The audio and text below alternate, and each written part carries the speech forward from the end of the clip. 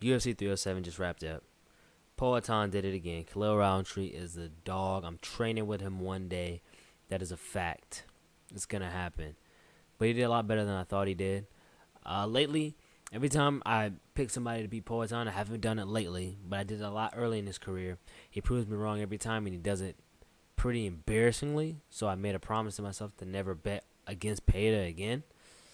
I've only been wrong one time. That's when Izzy beat him, which was not necessarily out of nowhere, but was a shocker. Although Izzy was the favorite somehow, surprisingly. I just think Izzy's always kind of going to be the favorite. Even though he gets all this hate, I don't think he's ever not been the favorite. Ever in his career, actually. I could see next fight him not being the favorite, though. After losing 2 in a row, we see what happens with these former champions who had glory fall from grace, and they fall in an ever steep way. Kamaru, Volkanovski, Izzy, and it's not as though their career is over, but it seems that once they go down once, they can't really seem to pick it up immediately. Now, granted, Izzy did beat Payday immediately afterwards, but right after that, he's continued to continue to spiral downward. I hope he gets a good matchup next time, just so he can get a win, get his confidence back up, rebuild his name. He doesn't have to go against somebody like Hamzat or something, like somebody that's just gonna wrestle him. Just a bad matchup. Somebody that probably would have even beaten him in his prime, or could have beaten him in his prime. Though after that last Izzy performance, who knows if Hamzat doesn't have the cardio, Izzy could take him out. But either way, what I really want to see is Hamzat versus Duplessis. I mean, I want Rod to be able to get his win and get his title shot back, get that fight back. But I really want to see Hamzat versus Duplessis. That'd be a dog fight. However, that's not the point of this video. I'm getting off topic. Today I want to bring to you something. An epiphany I had. Which might be pretty obvious, but it's one that I wanted to say nonetheless. Right now, I think that all of our dominant champions, and aside from, well, never mind. We have a few new champions. But we have a few fighters that have been dominant on the way up to being champions, right? Like, for example, Pereira wasn't dominant on his way up to being champion. Won 2 fights. Kamaru was dominant. He took out his entire division. Marab has been dominant. Granted, he hasn't taken out his whole division, but he did win 10 straight. Who else? Tapuria won a couple. But when I say dominant, it's not so much about the body of work. You're going to have to bear with me here. It's more so about the danger they possess and the lack of ability that a lot of analysts, journalists, fans alike, the lack of ability we have to foresee opponents that could possibly dethrone them. However, I do believe that at this moment in time, we are at a convergence, a rare apex event in which every single champion's next fight, they are matched up with their worst possible matchup in the division. Let me explain. Now, the first one's the most boring one. Sorry to give hate on the 125-pound division, but I do think that if Taylor is able to get past Royval, which I'm hoping he does, it's best for the division.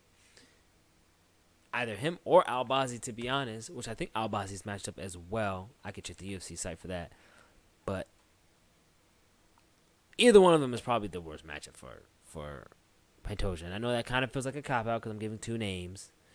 And we don't know who's going to fight for the belt next. I guess it depends on what happens. I'm honestly not sure. I could switch over really quick and see if Albazi's matched up.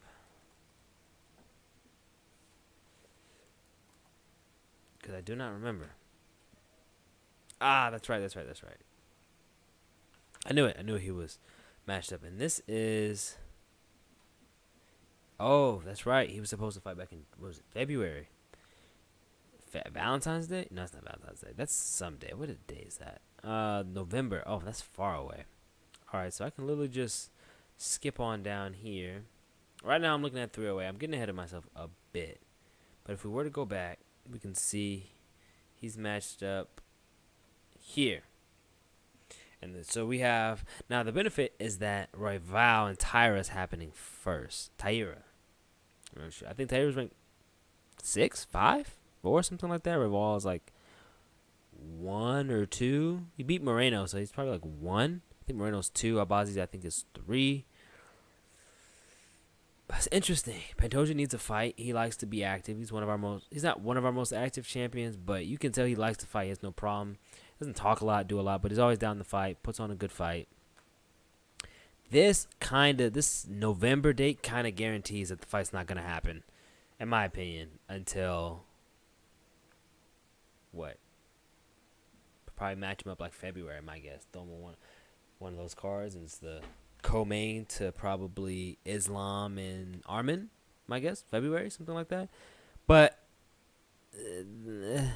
that means these two probably won't turn around, especially Albazi with his injuries.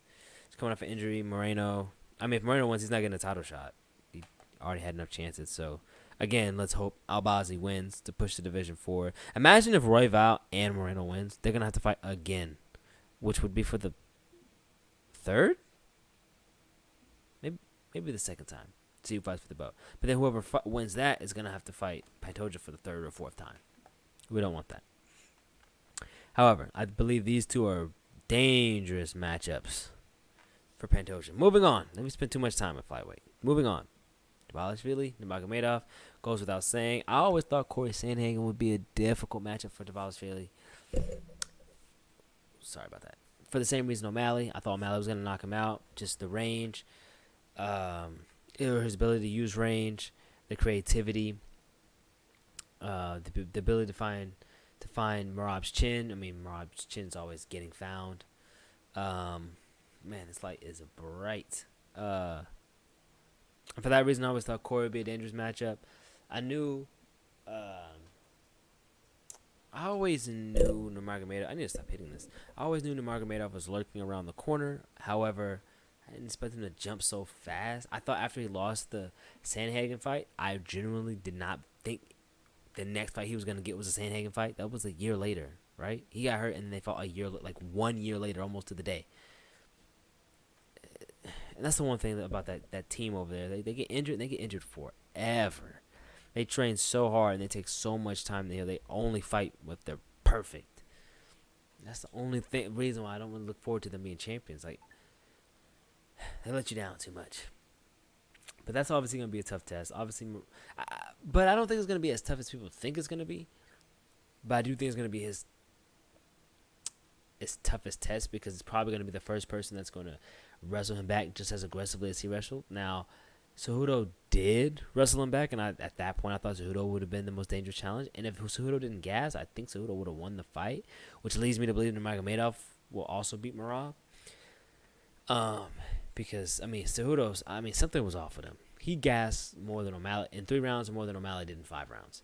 There was something definitely off. It wasn't just Merab's pace and pressure. Which is why I think these 5-round fights are really going to suit Merab. Because I think people can probably keep up with that pace for 3 rounds.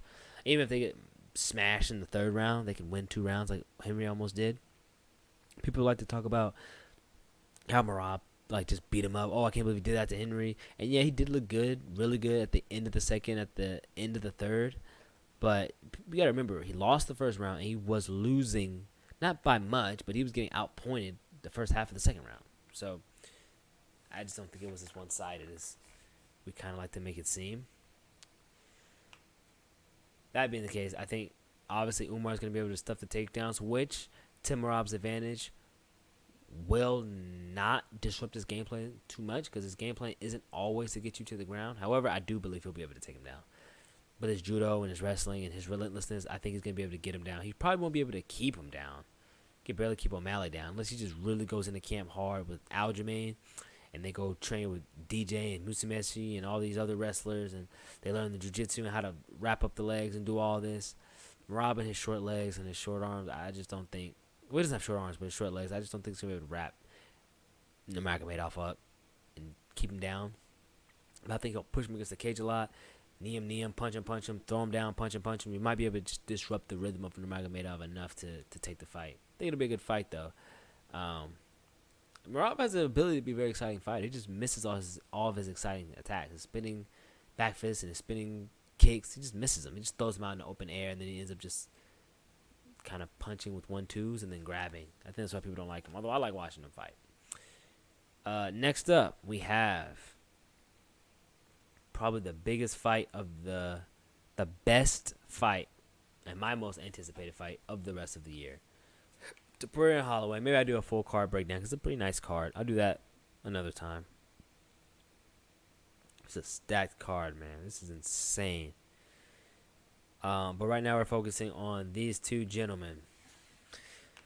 This is definitely Topuria's most difficult match. Now you would think it could be Volk in the rematch. However, Volk got knocked out twice in a row. He got knocked out by Topuria, so he might come out a little timid. Topuria is probably going to have some confidence because he knows he can put his lights out despite the circumstances of the last knockout. But I think Max's boxing and his footwork is going to present some problems for Topuria. I don't know if Topuria is really going to be able to get to Max. Max circles out too good. His boxing is crisp. He moves super well. I'm not going to get into it full skill for skill breakdown, but just to keep it simple, I think this is probably his worst matchup in the division right now because there's nobody that can just wrestle him down, and there's really nobody else that can just strike him down. The only person I believe that can really give him any problems at this point is Holloway. I mean, I think him and Lopez would be a good fight, but I think it's Max. I think it's Max all day. However, I do think Max is going to lose. That's another video too. I think Max is going to get submitted. They call me crazy, but I don't see Holloway winning the belt again and being the featherweight champion again and defending it. I just don't see it. But I also don't really see Topuria knocking out Holloway. So I'm like, I mean, he could win by decision. I just don't see these two going all the way to the decision. Not the way these two fight. I just don't see it. I think Topuria is going to bust out some grappling because it's something that a lot of people aren't able to do on Holloway. Take him down, maybe tire him out, and hit him with a Darce. Maybe an arm triangle. Call me crazy. I see it. Moving on. Who's the next one? Obviously, it hasn't been announced yet. It's probably going to take place sometime. See if there's any more. No. Next year, January. We kind of already have confirmation. Islam and Arman. I don't want to yap too much about that. That one's kind of obvious. The best wrestler in the division other than Islam is Arman Tsarukyan.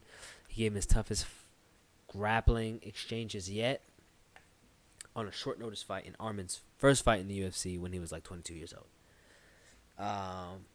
You see his grappling with Oliveira well. I mean, Oliveira had his moments for sure, but he was able to grapple with Oliveira well. His striking was good. That axe kick was on point. Yeah, I think if he goes to a good training camp, has a good game plan, I think Arman has the ability to really push you on. Even further than Poirier, because Poirier the whole fight was worried about don't shoot in. That's why he didn't throw the uppercut. That's why he wasn't really throwing the knee, even though Islam was ducking his head. Arman can take advantage of that. He doesn't have to be as worried about the takedown. If Arman can see those holes, Arman can take the belt. And I think that will be pretty fun for the division, especially since Islam doesn't fight that much, so it's not like we're going to get a champ fight. And Bilal's up there. This fight I can't wait for. Sorry, I'm going to get off track. Who's next? Muhammad and Rakhmonov. I was hoping it would be here. But I'm thinking it will be... how do you know if it's a fight night or a pay-per-view? Ah, 210. This is... See, you would think this would be Pantoja because he hasn't fought since May, but his opponents will have fought a month before and 2 months before. He's not fighting December 7th. Rakhmonov hasn't fought. Bilal's willing to fight. I'm trying to think of any other champions. Zhang Wei Li, but Zhang Wei Li doesn't have any challengers because Tatiana Suarez doesn't want to fight. Doesn't want to fight, but she's always injured. The 25-pound belt just got fought. 35-pound belt just got fought for in women's. 35 just got fought for in men's. 45 is right here. 55 is next year. No, I'm sorry. 45 is right here. 55 is next year. 70. 85 kind of just got fought for. Although it could be Duplessis. But that's what? They fought in July or August, September, October, November, December. It's possible Duplessis is a dog, but Duplessis always gets so beat up. I think he needs his time. But I'm sure Strickland would be down, so it could be them. 85. No, it's 85. 205. No, and heavyweights right here. They need a champion. It's got to be Rachmanov and Bilal. It's got to be. Or it's gonna be Duplessis, but give them a break. I think it'd be cool. They could fight in January like they did last year. Duplessis and Strickland. But Rachmanov obviously has grappling strength and size to counter Muhammad, and he has. I'm not saying if he has better striking, but he has good enough striking. Duplessis, as we were talking about, I'm not sure. He is actually one. If Hamzat wins, then I think he will be facing his worst matchup. Somebody who can withstand all his awkward wrestling, is just as tough as him, and is just going to throw and bang. That's probably his worst matchup if he wins. Rob, I can't even say that would be his worst matchup because he already knocked him out. He beat him up and knocked him out. So, but other than that, Duplessis, not really sure. Nobody else is really a bad matchup for him. Pereira, Ankalaev's next. I think Ankalaev's going to get it done against Rakic. I think he's probably going to knock him out. Poor Ankalaev, though, because even if he knocks him out, people just aren't excited to watch him. I don't understand because he just knocks people out. If you look at Ankalaev's record, and I'm yapping at this point. I promise I'm almost done. If you look at Ankalaev's record, 11 wins by knockout out of 19 wins. When have you ever seen a Dagestani do that? Or not a Russian wrestler do that? And I know he's not just a wrestler; he's really a kickboxer. But knocked him out. Get it? This fight sustained, and pay to beat him. That fight sustained. Knocked him out. Oh, because he did have a couple of decisions. Oh, okay. I didn't remember him having all these decisions, but I remember these knockouts. Knocked him out twice. Knocked him out. Because I just didn't remember these three right here. Okay. Maybe that's why people say he's boring. But still, that's not too bad. That's 3 knockouts and 3 decisions in his last 6. That's better than a lot of people. But I guess when you yourself don't have the most personality, people kind of forget about you. But if he knocks out Rakic, how tall is Rakic? 6'4"? Or if he ragdolls him, that's really going to make people scared for Pereira. If he wrestles, he's the worst matchup. If he doesn't and he fights him like he fought Jan for the first 3 rounds, he's going to sleep. That leg's going to sleep, and then he's going to sleep. Because Pereira's not going to wait for him to start wrestling in rounds 4 and 5 like Jan did. And then lastly, we have heavyweight fight. Which in some ways you could say Miocic is the worst matchup. Because Miocic has the wrestling, the boxing, and the size and height that no one else has had to fight Jones. I know he's old, but stylistically he can still be the worst matchup. And if not him, Aspinall, obviously he has the grappling, can knock him out. He's young, all that. So yeah, that's my thoughts on every UFC champion's next fight being their worst matchup. Let me know what you think. Let me know if you agree. And next, we'll probably do a breakdown of the next UFC pay-per-view card. Peace.